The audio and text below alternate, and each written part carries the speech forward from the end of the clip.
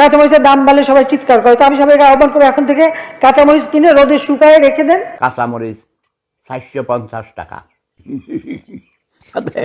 খাঁটি মুসলমান একেবারে, এখানে সেখানে ঝগড়া লাগায়। কাঁচামরিচের বাজারে আগুন। কাঁচামরিচ খাবে না, আমি তো কাঁচামরিচ খাই না, তাতে কি হলো? কাঁচামরিচ খাওয়ার দরকারটা এলো। কাঁচামরিচ না খেলে কেউ কি মরে যায়? চিনি না খেলে কেউ মরে যায়? তেল না খাইলে মরে যায়? অশিক্ষিত মূর্খ ছোট লোক, গরিবের ঘর গরিব, দাদু কাঁচামরিচ 450 টাকা কেজি। কাঁচামরিচ খেতে হবে কেন?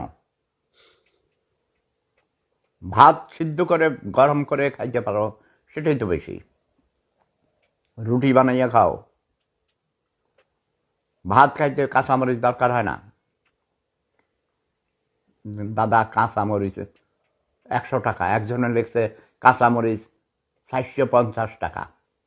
কার কথা বিশ্বাস করবেন?